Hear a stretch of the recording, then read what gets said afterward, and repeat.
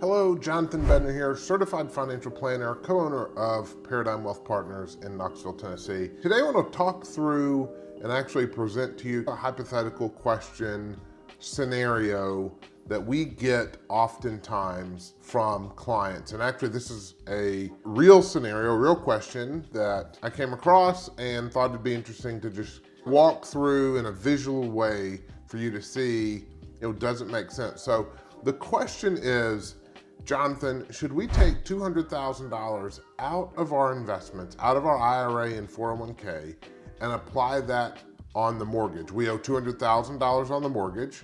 The interest rate's 3%. And the driver of this question, come to find out, is that their insurance has gone up by $200 a month, and that's caused their mortgage payment to go up.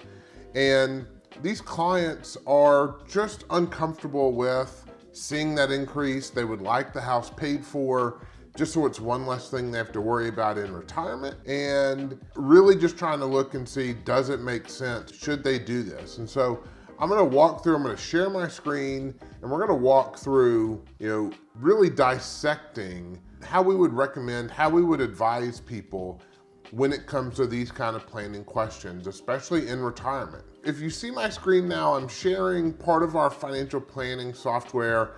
I'm gonna call these clients Bob and Beth stick figure, and I'm gonna go through and just give you some high-level facts so you can see some of the background around their financial plan. And then we'll go through, I've obviously changed a lot of these numbers to make them different and to protect their identity, but I do think it's a great question to answer. So we're gonna go through and we're gonna look at some of these facts, and then we'll get into trying to determine what they should do. So first of all, Bob is 77, Beth is 68. Beth plans to work for another 4 years. She plans to retire at 72. Bob is already retired and has been retired for quite some time. I'm planning for them to live into their 90s. So I've got planning for Bob to live to 95, Beth to live to 100. What we want to do is we want to make sure we are planning conservatively for longevity in life. That's one of the big risks in retirement, and it's important that we take that longevity into consideration as a way to stress test your financial plan, your retirement plan. So the next thing we will look at is their assets. Beth has $250,000 in an IRA. Bob has $175,000 in a 401k. Their primary residence is worth about $500,000. They bought that in 2021, and it has a 3% mortgage, a 3% interest rate on that. Let's see if I can show you the mortgage here. The balance is $200,000. The interest rate is 3%. So we go back to facts. We're gonna continue on. Beth's car is worth about $30,000. Bob's car is worth about $50,000. Those are depreciating assets, so it's not super important that you carry these on your net worth statement, but technically it is an asset, and so it's important to have that. But I wouldn't necessarily make that a big material impact on your finances. And then their only liability is this home mortgage for $200,000. So the cars are paid for. Pretty simple plan. As for income, Beth's still working. She's a principal of a school. She's gonna work for, like I said, a few more years. She's making $80,000 a year. Bob's Social Security is about $1,000 a month. He retired early at 62. Didn't have a lot of Social Security, but he did have a nice pension from his company. He had been there for 40 years and just built up a really nice pension. Bob's pension is about $45,000 a year.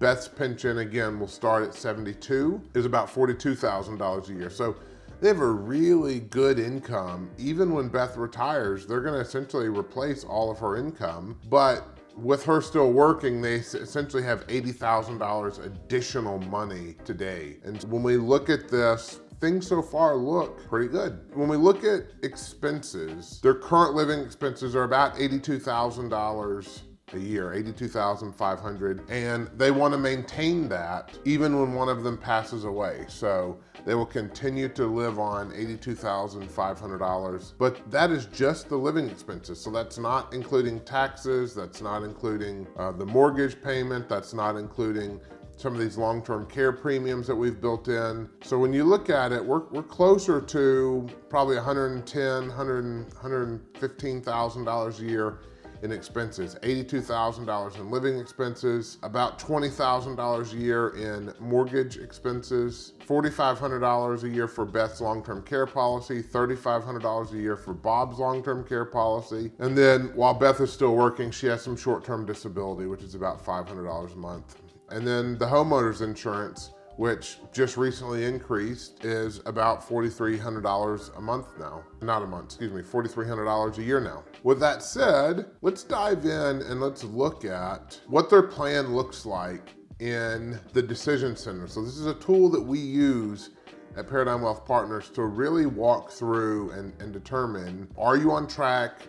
Should we make adjustments? What levers can we pull? What knobs can we turn? And really help craft and tailor your retirement plan so it's specific for you.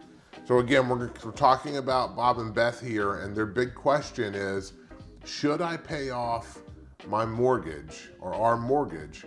And should we use that $200,000 to pay the mortgage off from our investments in our 401k and our IRA? They're talking about taking $100,000 each out of this. So if we look at a Monte Carlo score just based on their current situation, things look pretty good. They have an 88% probability of success. Another way to look at that is they have a 12% probability of running out of money. This looks pretty good. When we're thinking about financial planning for clients, when we're building out these retirement portfolios, we're thinking about 80 to 100 is really good. And even if it's 100, now I start to question, are we being too conservative and not being realistic? So sitting here at 88, I think we're looking at a realistic retirement plan to provide income for them for their lifetime.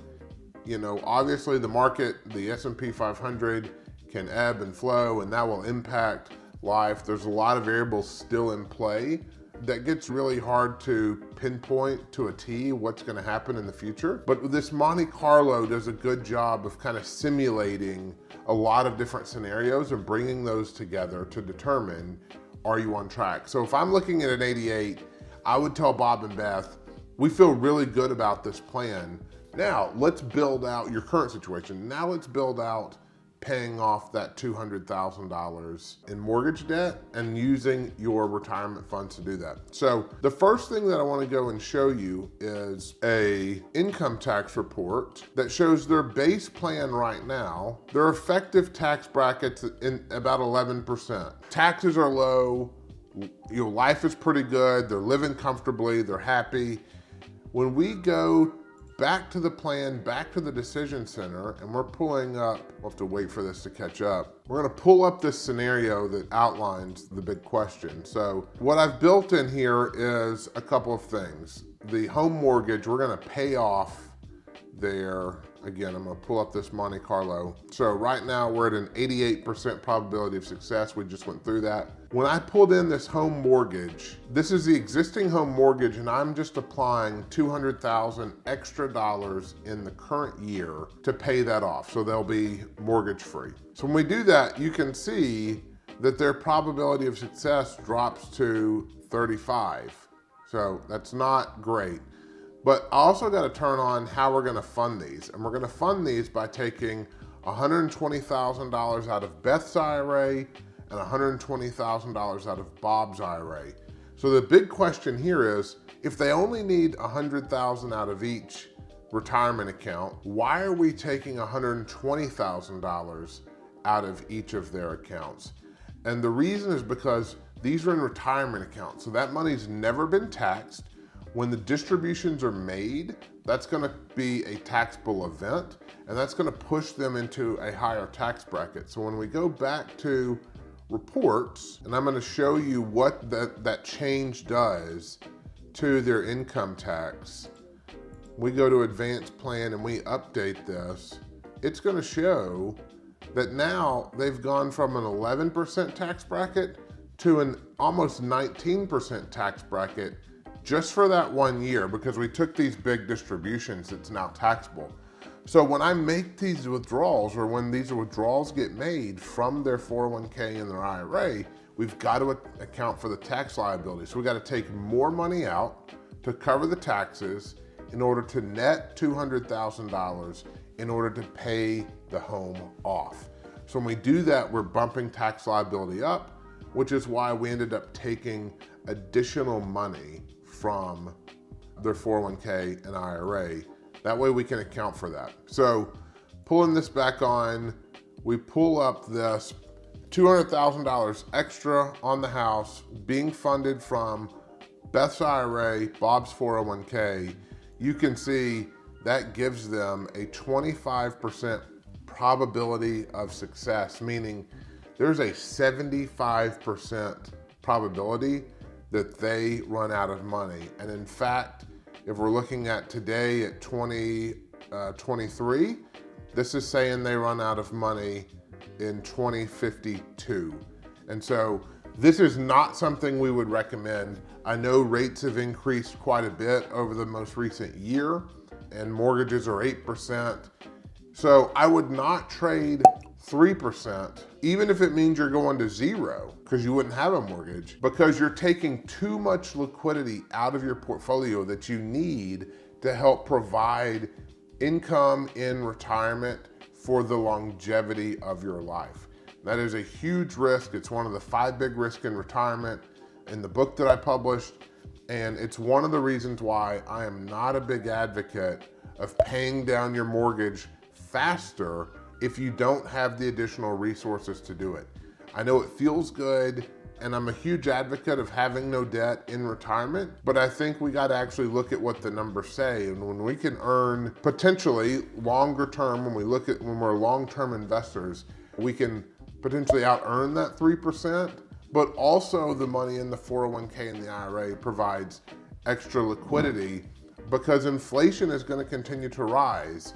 And we're gonna need that inflation to help offset things like living expenses, healthcare, technology, things in the future that are just gonna continue to drive cost of living higher. And if we deplete all that to pay the house off, yes, we have a house paid for and we free up some cash flow that we were making that mortgage payment with, $17,000 and change a year. I don't know that it's enough to drive the actual action to be taken when we look at it increases the likelihood of running out of money.